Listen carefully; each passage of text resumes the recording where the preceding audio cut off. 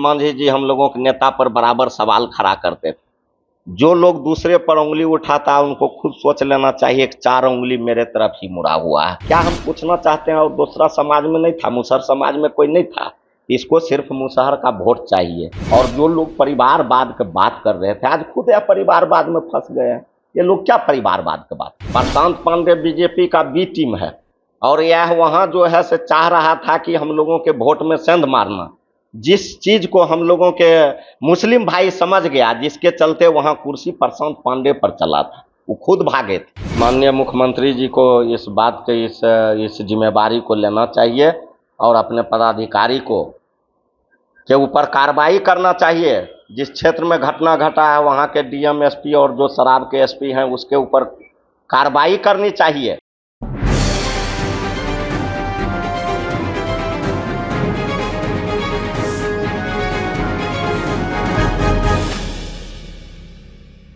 नमस्कार, मैं हूं चंद्रशेखर और आप देख रहे हैं पटना प्राइम। देखिए, अक्सर राजद पर परिवारवाद का आरोप लगता आ रहा है कि राजद जो है परिवारवाद की पार्टी है।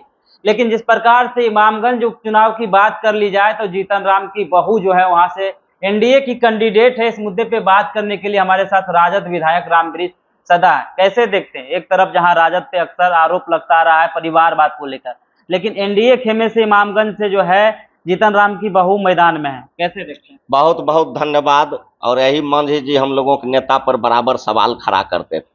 जो लोग दूसरे पर उंगली उठाता है उनको खुद सोच लेना चाहिए कि 4 उंगली मेरे तरफ ही मुड़ा हुआ है। आज देखिए, बेटा उस पार्टी में मंत्री बनाए हुए हैं और अभी अपने पुतोह के वहां से चुनाव लड़ा रहे हैं। क्या हम पूछना चाहते हैं, और दूसरा समाज में नहीं था, मुसहर समाज में कोई नहीं था, इसको सिर्फ मुसहर का वोट चाहिए। इसको सिर्फ मुसहर का नाम पर इनको मंत्री और केंद्रीय मंत्री बनना है। उसके बाद इन लोगों का कोई हित के बात नहीं करना है, अन्य सोचना है। और जो लोग परिवारवाद की बात कर रहे थे आज खुद यह परिवारवाद में फंस गए हैं। ये लोग क्या परिवारवाद की बात करेंगे। नई नई पार्टी की लॉन्चिंग हुई जनसुराज, उनके संस्थापक प्रशांत किशोर भी आज जो है इमामगंज से प्रत्याशी घोषित कर दिए, लेकिन उनके कार्यकर्ता जो है आपस में लड़ गए, एक दूसरे पर कुर्सी चलाते हुए नजर आ रहे। नहीं, प्रशांत पांडे पार्टी खड़ा कर लिया वह अलग बात है। प्रशांत पांडे बीजेपी का बी टीम है और यह वहां जो है से चाह रहा था कि हम लोगों के वोट में सेंध मारना। जिस चीज को हम लोगों के मुस्लिम भाई समझ गया, जिसके चलते वहां कुर्सी प्रशांत पांडे पर चला था, वो खुद भागे थे।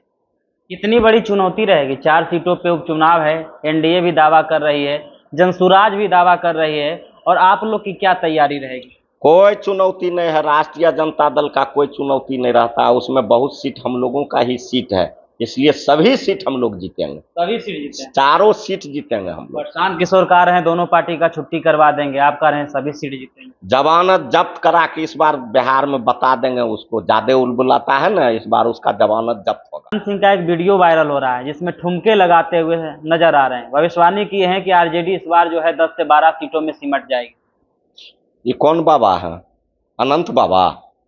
इनके जैसा जैसा बाबा कितना भविष्यवाणी करके चल गया, ये राष्ट्रीय जनता दल का भविष्यवाणी करता है। जो राष्ट्रीय जनता दल उसको भी एमएलए बनाया, उसका पत्नी भी एमएलए बनाया। पैदा करने वाला का भविष्यवाणी करता है, बुझिए लोग का माथा कहाँ।